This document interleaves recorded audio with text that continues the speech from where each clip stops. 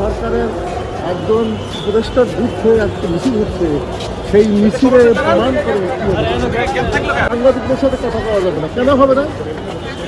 যে দেশের মেয়েরা মায়েরা হওয়ার এখন রাস্তার, সেইখানে এই সরকার কি চালাচ্ছে বোঝাই না, তাই না? এই কথা বলা বলতে দিকে কথা বলা যাবে না, কথা হইবে।